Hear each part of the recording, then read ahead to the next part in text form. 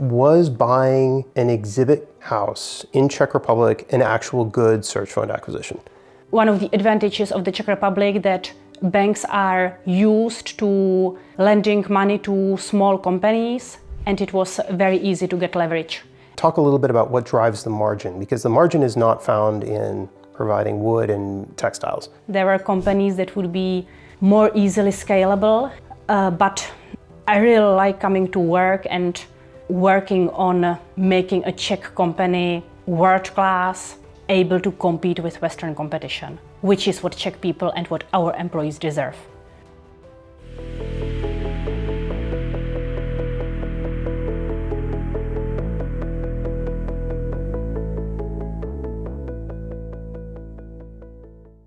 So we're here today to talk a little bit about, was buying an exhibit house in Czech Republic an actual good search fund acquisition?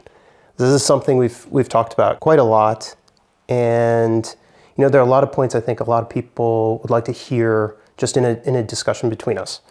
And why don't we start with your recent trip? So you just got back from MIT, and you were speaking on a panel there.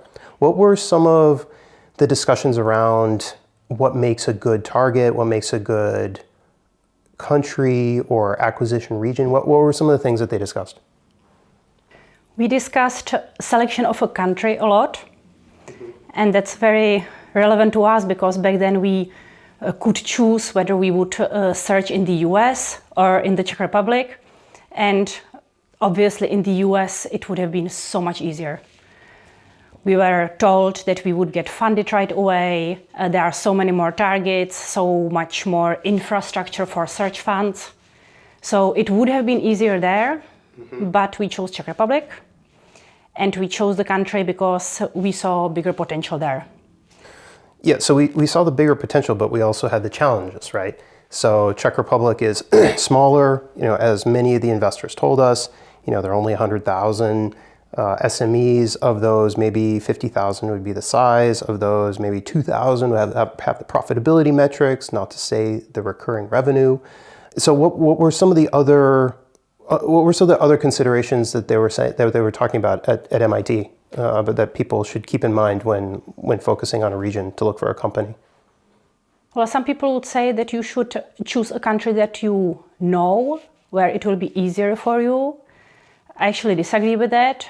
My response was that you should choose country where the potential will be bigger, and that was true especially for us because coming here, me as Czech, you as American, we could take a Czech company that traditionally has a hard time breaking out to the West with sales and marketing, and we could make this really export-oriented company and open the Western markets.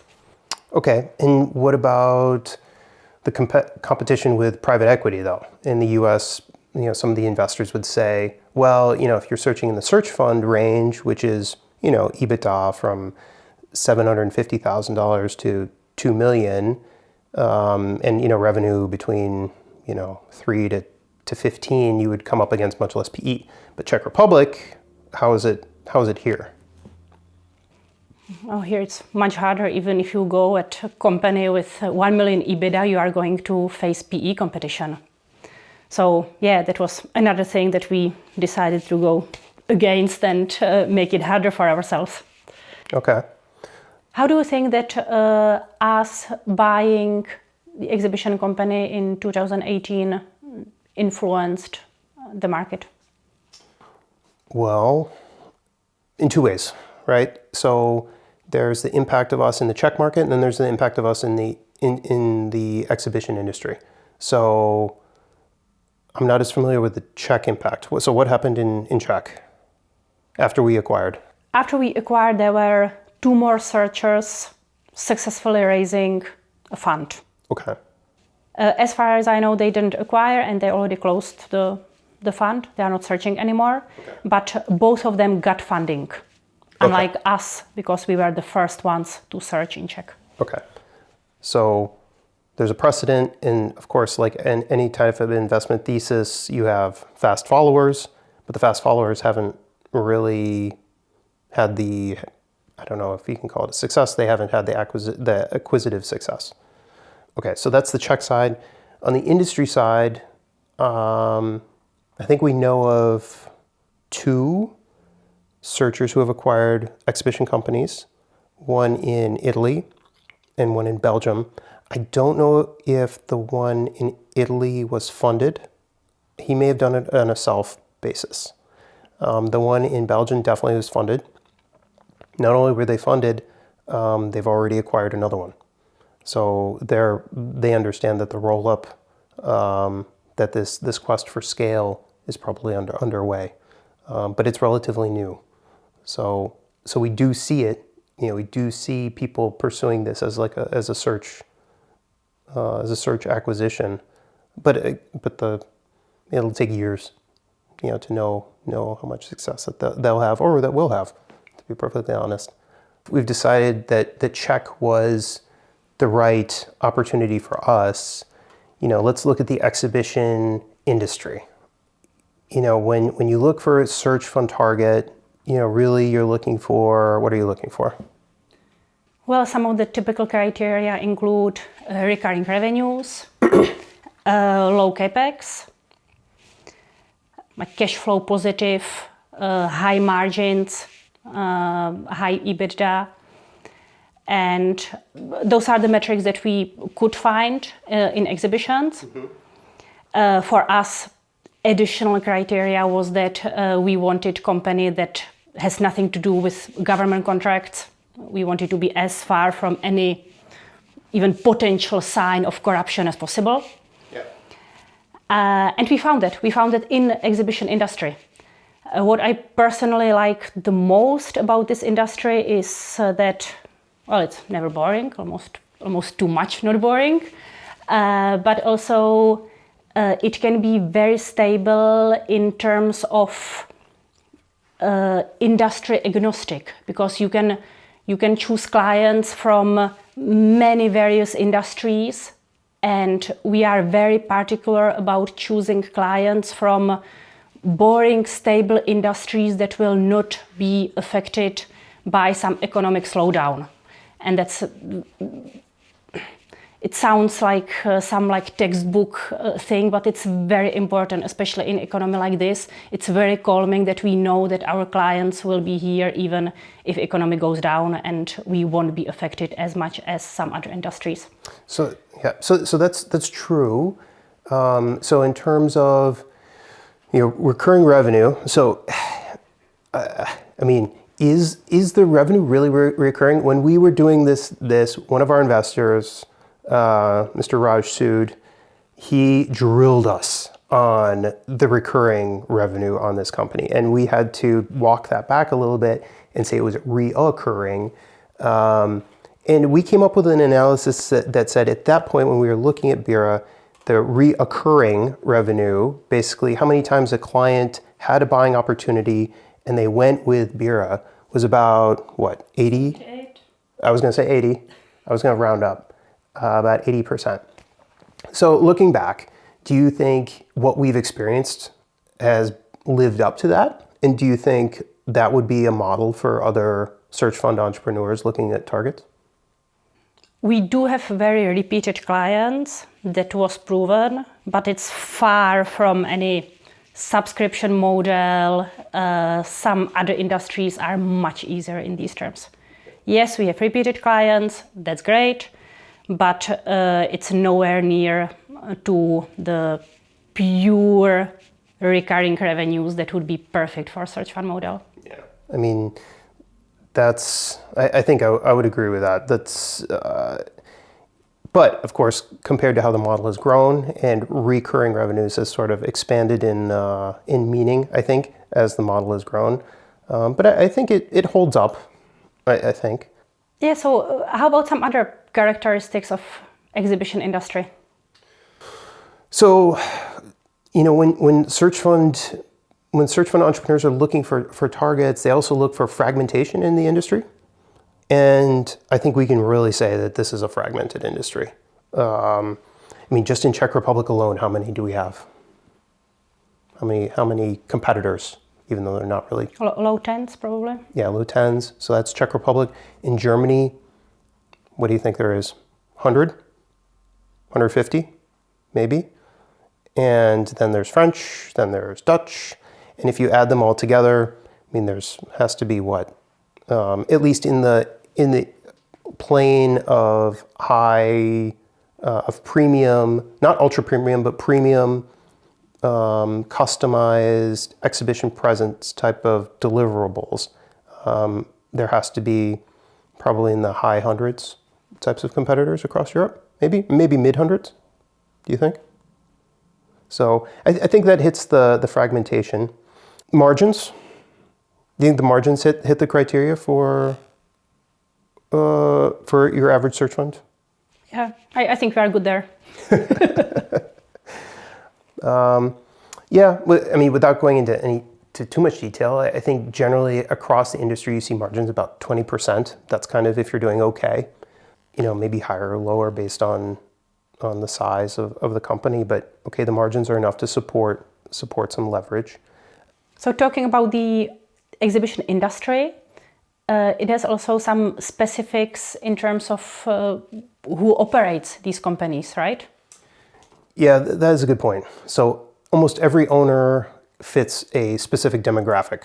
White, male, 50 to 65. Actually, I would say probably 55 to 70. Largely generational. And that breeds opportunity because you can think different. But again, that would be a good reason for someone to come into this industry because there is, the downside of that is usually they're generational operators. So they have known these clients, they've known these industries for decades, and they have the client base, they have the name recognition, they have the network. And in this industry, that's very hard to compete with. But as we found out, you can also out-hustle them, you can out-innovate them, and if you're up for it, which we've had to be, then you can do it pretty successfully. So I think that is a reason to come into the industry. It needs new blood. Yeah, I think that would be a good reason to come in. That's a good point. The competitor ownership. Yeah. And the owners have operated these companies very successfully for decades. And there's no onus to change. Exactly. They are complacent. They have no reason to change anything. So even if you make little innovations, they can have big impact. And sometimes we see small changes in ways how you build that can have huge impact. Just recently, when I talked to one of these owners about building a stand, they still build walls with an aluminum frame and wooden reinforcements that they have to screw from every individual side. And it doesn't sound like a big deal, like just adding, screws there and there. But the impact is that the stand that we can build in 4 days, they build in 6 days. And that's a huge, huge difference. Yeah. I would also say it's different in the US versus Europe. In the US, I think they've just had to innovate more on build efficiency and whatnot. And I think the market's more efficient there, but especially when you come to Europe. But I will say that's a fleeting opportunity because you see the consolidation that's happened basically the way I see it is you see the trend in the US with the consolidation of Sparks, of 3D exhibits, Delphi, the big players that were all consolidated after COVID. And then you see the players looking at the European market to try to consolidate it, and the market's not there to consolidate. So I do think from that perspective, that is a good opportunity, but a fleeting one, because eventually it will come, and it will start to wipe out a lot of the smaller players in Europe. But it will take a while, I think. Yeah, so we innovate fast. What about barriers to entry? Well, as a premium provider, the barriers of entry on themselves aren't that high, but to set up all the infrastructure and to train the people, it takes a lot of work, and there are industries into which some entrepreneurs will jump first. So we don't see any new competition arising quickly. So give me an example. Like what's something that we do that you think would be really hard for someone to replicate if they're going to start from zero? Because that was another thing that our investors asked us, right? Said, well, hey, if we just wanted to, instead of buying this company, we were just going to put up the money to start this from scratch. Could we? I wouldn't do it. And I can't see anybody just deciding to start a company like this from scratch. Yeah. It takes so much effort, so much time to train people across all the functions. And there are so many functions in the company. You would have to train designers, salespeople, project managers, technical department, carpenters. And this is not your traditional carpenters. The carpenters must work like faster, with a higher volume, like differently than they are used when they make furniture into your kitchen.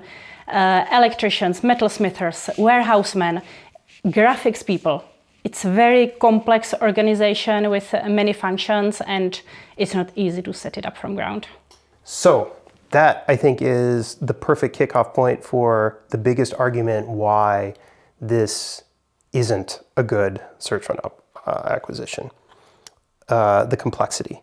So we've talked a lot of times that the product itself is not that hard. It's wood, it's made out of graphics, it's a metal. Anything that's done is fairly easily done. But because of that, talk a little bit about what drives the margin, because the margin is not found in providing wood and textiles. The margin is found in the complexity, I would even argue the hyper complexity of taking a project, a custom project, and making it a realizable concept and doing it on a condensed time frame. That's where I would argue the margin comes in, and that's where margin goes, where complexity goes. And that's where I would say this becomes very dubious on if this is a repeatable type of investment in a search fund community. Do you think, and our situation's a little unique, every searcher is a little unique, do you think you would promote that type of, well, let's talk a little bit about the complexity. Like where's the complexity that we found that really drives the value that this company creates? You just mentioned all that. There are many functions across the company that need to come together. There's a lot of teamwork, a lot of information that cannot be lost somewhere on the way. And in the end, we need to deliver flawless service to the client. We are not delivering the stand, we are delivering the service. The client needs to know that they are in good hands and everything will be exactly how they wished for it when they go to exhibition with us. But okay, so you're a motivated MBA student from Harvard who's going to raise money from very sophisticated investors, is going to say, no problem. We have ERP system, we have technology, we're going to manage all these information flows, and we'll put in a system and we'll automate it, and I'll run the company from my iPhone and it's going to make 10x. Good luck. Well, okay, but discuss that. Tell them why they're wrong. And these are some smart people. They are. These are some really smart people who would contemplate, buying a company like this. Why will they not succeed? Okay, my response to that would be that you have to be on the ground every single day, in touch with all the people to make sure that it happens. Even after you put in all the systems like CRM or ERP. That's the biggest thing. The business is driven by people, and relationships are incredibly important. What would you say to that? Well, so I think that's right. What someone I think would come back and say is, well, you have to train, a department head. And if you train a department head, then they will be able to manage it. And then you can step away. But that's what, that if I'm looking at your average searcher who's trying to pinpoint why this would be difficult, that's what I think they would say. It's like, oh, okay, you come up with the tasks, and you have a manager who has some leadership potential, and you put them in charge, and you have them manage that aspect of the company. Why do you think that's not as simple as it from the textbook that it sounds? What's unique about exhibition industry is that there are so many things that need to come together, that out of hundreds of these things, one of them will always go wrong, but it will be always different one. And you need people to quickly adapt and find solution in such situation. And those are situations that are very hard to expect. Like days after we acquired the company, we were building stands at certain exhibitions, and truck just didn't arrive because it had an accident on the way. And then you, like within minutes, you are organizing a different transportation. Of course, you don't have people because they are all already building the stands, and you have to solve these completely unexpected situations. And out of all these things, it's always something else that goes wrong. And you need people to quickly adapt and quickly solve. So from the searcher's perspective, they hear you say that, and so I think that hits on something that is not easily scalable, right? You need people with experience, you need them with problem-solving skills, and you need them to see certain situations and you need them to see all these certain situations and to learn and how to react. I would add another vector of complexity is not only do they have to solve the truck not showing up and, okay, how do I arrange from my perspective, but they have to know and anticipate the impacts on all the other departments within the head. So even though you can focus on skill sets within, just say, project management, if that project management doesn't know the implications for the head of the build crew and doesn't know the client expectations and can't anticipate the construction, and also doesn't know where the venue, what the regulations of the venue is, the parking slots, the different limitations that you may have arriving there, then you can't build a person who can be effective with just a finite number of skills. You have to have them so that they can think broadly. And really what you're developing is general managers. And then you're multiplying that times all these functions. And there, I think the complexity explodes in terms of the ability to really grow a business, with these types of people within it. And I mean, we've talked to other people. People in different businesses have similar issues, I think. But I really think in this, from what I've heard, I don't know if you've heard a similar industry that has this, or similar business that was acquired by a search entrepreneur that had this type of dynamic. Have you? No, exhibitions definitely are in the more complex category, and people are usually shocked hearing about all the things that we need to get just right for everything to go smoothly. What we didn't mention is the necessity of leverage. Yeah. And that was also one of the advantages of the Czech Republic, that banks are used to lending money to small companies, and it was very easy to get leverage. And sometimes now when I talk to searchers from investors' perspective, sometimes I'm shocked how little senior leverage they can get. So that's one important factor as well when you choose country. And we're talking about leverage. We're basically just talking about debt, buying the company with debt. And I agree from that perspective, not only was Czech Republic really good, because we were able to put a fair amount of senior leverage on the company. And of course, the sellers worked with us also with the seller note to reduce the equity check. I think we can be concrete here, that we put 60% senior debt on the company. Yeah, with 20% of a seller note. That's true. So very highly leveraged. But also the other thing is, at least with this company, when you talk about the criteria for search funds, they always want asset light. little capex. And even though we've talked about that the capex requirements for this type of company are not actually that high, even though you would think they are, they're not. There is actual physical plant, and that helped also with leverage, right? Because the bank got really comfortable with that. Whereas, if you're running a software or services company and you're renting office space, much harder to get. I mean, you'll get cash flow leverage for sure, but in order to really get a turn or 2 turns extra, you really need some property or plant. Yeah, and we have quite some land. We have a factory. We have machines, some like really nice CNC machines. But the capex is still reasonable. I'm convinced that the limitation to grow the company quickly is the ability to train people, not the physical equipment itself. The capex is not like that high that it would prevent you from growing faster. Yeah, no, that's definitely true. That's definitely true. And maybe, why is leverage important? I think that's another thing we should talk about.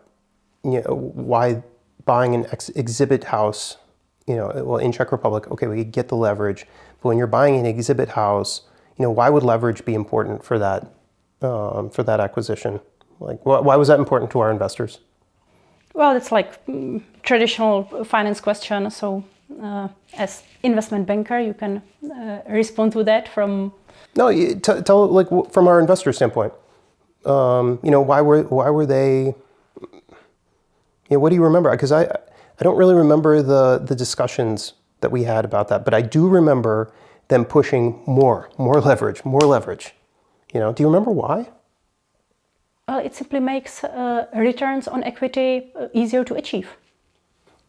Yeah, that's true, but it also puts the business at risk. I mean, why in this particular one? Also, it was the first search acquisition in Czech Republic, so it seems a little counterintuitive that they would want so much leverage on an investment that they would have considered risky, mostly because it was the first one, and there was no precedent of success of the search fund model in Czech before we did this. So, I'm not sure. I think it's mostly about returns and not having to write a big equity check. Big equity check, yeah. Okay. Which also goes to a little bit off topic, but the makeup of our investor base, which was not institutions, which wanted to write big checks. We wanted actual people who would be able to advise us, and to bring them in. That's true. The equity checks had to be smaller, and yeah, I think that's probably. I mean, of course, they want the bigger returns, but I do think that it was more about making it manageable for that investor group. Okay, so going back to if this was a good acquisition, if buying an exhibit house in Czech Republic was a good acquisition. So we've talked a little bit about some of the things that were good, some of not. If we were to wrap it up, was it a good acquisition for, let's talk about the different stakeholders. Maybe that's the way to answer this question completely. Was it a good acquisition for the sellers? I'm pretty sure that the sellers are happy with their outcome. When I talk to them, they are usually in Spain in their new house on a golf course, and they are very happy that we took care of the employees and that we continued what they built, which is the premise of search funds, and we lived up to that. So they are very happy with that. Well, you're more in touch with Petra than I am, so you get more insight into their day-to-day life. So it seems that yeah, they're pretty happy with that. Do you think the multiple is fair that they got? Do you think we paid, not knowing that COVID was going to hit? Do you think the multiple we paid was fair? I do. For what they built, which was a very successful company, but without any processes, without any systems, there was no CRM, no ERP.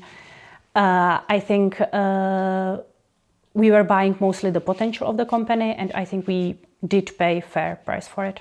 I think we paid too much. I think it should have traded lower. But I will say that in subsequent, given what happened during COVID and how we renegotiated some of the terms, I think the outcome in the end was very fair. But I do think we went into it at too high a multiple for what was there. I think we a little bit underestimated how complex the company is. And but that's also what kept away private equity competition. That's right. So, okay. So, I mean, the sellers objectively are happy. We know their lives have turned out really well. So I think it would be hard for them to say that they got a bad deal. I'm sure, of course, they think that they sold it too cheap. But I think in general, it's hard to say that they weren't satisfied. Okay, what about the employees? Do you think buying Bira, an exhibit house in Czech Republic, do you think it was good for the employees? I mean, we are running the company, so I'm convinced it was very good for them. I'm convinced they are treated fairly, and they have opportunities to grow. Much bigger opportunities than they had before, because the company is growing, and we are providing them with like more management roles, more things to do, more responsibilities, and their jobs are also stable. Like, some people want to grow, some people want mostly stability, and we can provide them stability, which is valuable for many of them. Even during the hardest time in the middle of COVID pandemic, we were not laying them off. I think that's true. Obviously some employees left. So those, it's also a selection bias, right? The ones that stayed obviously liked it. The ones that didn't stay or, eventually left obviously didn't. I think it's hard to say that before we came in, the employees weren't treated fairly. I mean, Helen and Peter treated them very well. Of course, different times, it's a very different economic environment and things. So, things like pay have gone up dramatically, but that's more of a reaction to function of the market, function of their productivity, all these things. I think you put your finger on it, though, that they were really an owner-driven model, and it was really based on Helen and Peter. And they even said this to us, that they didn't want to take it to the next level. And the next level really includes opening up opportunities and investing in people in ways that if you're an owner and you want to maximize profit, probably wouldn't be in your best interest. And so I do think that us coming in had that effect, and we opened up a ton of opportunities. I mean, that's just objectively true, but it's also objectively true because we needed that in order to grow the company. We couldn't grow the company the way it was there. So, okay, I think that's good. So we have the sellers, we have the employees. What about the investors? Do you think the investors would look back and say this was a great search acquisition target? Bear in mind, what they would have said when we bought it, and maybe what do you think they would say now? I'm sure the investors think that we could have timed the acquisition better. The decision to acquire exhibition company right before COVID pandemic was not the best. But considering that and the fact that we survived the pandemic pretty well, I think that now they are happy. Now when they got some payout and things are back on track, now I think it's good. Do you really think that? I do. I do think they're happy with us. But I think it also depends. Not with us. With the investment. With the investment. The investment. As an investor, you have a portfolio of searchers, portfolio of companies. And yeah, this was industry that was badly timed. So I think at some point they were even writing us off in their minds. And the fact that we recovered from that we still returned the money. That they didn't have to put in more money. Exactly. and that we are back on the growth trajectory and the investment is going to be success in the end, I think that will make them happy. That's probably a good point. Okay, that I agree with. So it's a little bit of setting the expectations. You know, if you buy a company whose revenues drop to zero at some point, then you can make investors happy with. I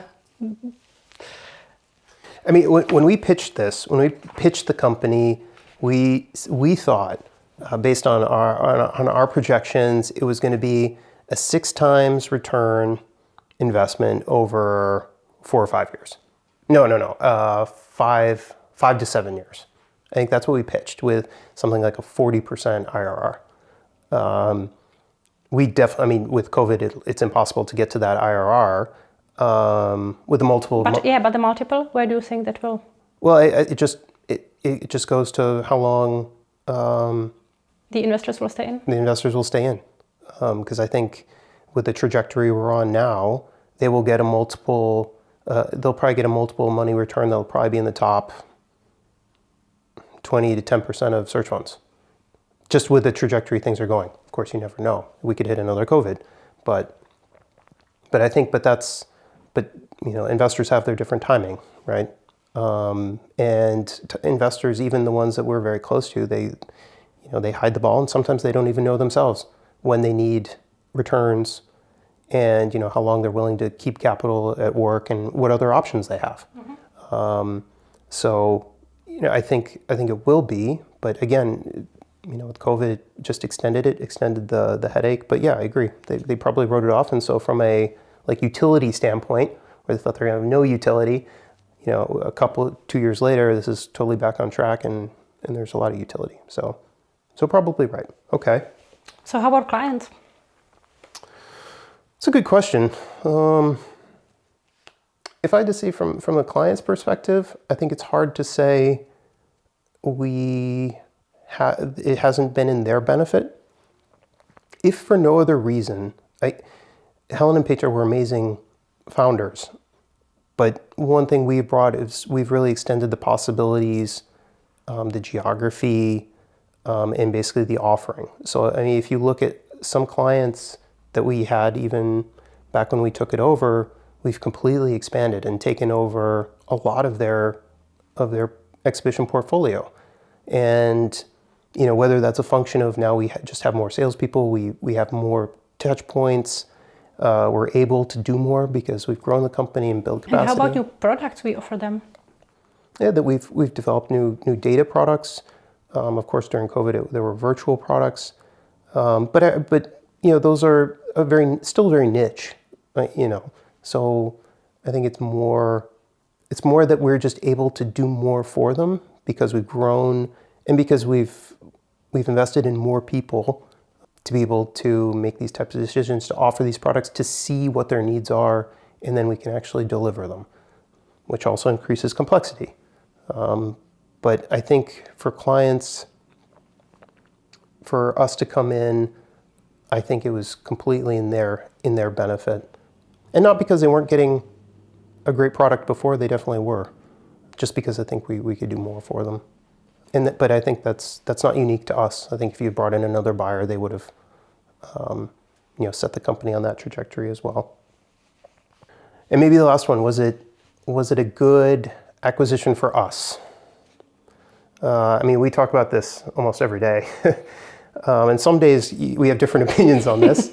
But what do you think? What do you think now? It's tough. It's tough. And it's tough on every level of human existence. What do you think? What do you think of the ways in which you could evaluate if this was really a success for us? Of course, the result we have to say is that it was, right? But what are the ways maybe it wasn't? It's mentally more exhausting than I expected, taking care of so many people and having to be strong all the time. That is hard. Of course, COVID pandemic was hard. That's a good point. I think for me personally, I love seeing the improvement. I just love improving operations. I love, putting out a way to make something better, and whether it's content, a client's project, and just seeing it through to the result. I love that. I also love working with clients. Like you said, working with people has the greatest highs. It also has the greatest frustrations. But that's another thing. I think you could tell a searcher or an investor and say, oh, I want to do this, but you really don't know until you're faced with that. And I see especially a lot of the searchers who come, a lot of them come from consulting or banking backgrounds like us. And I always wonder, are you really into client service? Do you really want to do that? And from that perspective, this company, if you really like that and you really care about your clients, you want to make them happy, you want to deliver for them, that's like a vocation, that's like a mission. And I think if you are not internally driven to do that, and I think that has personality implications, I think this would be an absolute nightmare. Absolute nightmare. But for me, I love it. But when you were thinking about, was this a good acquisition, from that perspective, I think it was. And I think coming from banking, actually, it actually helped, because you have to be that type of person as an investment banker if you want to survive. Of course, I was never senior enough to really be in relationship management as a banker, but I saw what that trajectory was, and I saw what it took. And from that perspective, I think it was the right acquisition for us.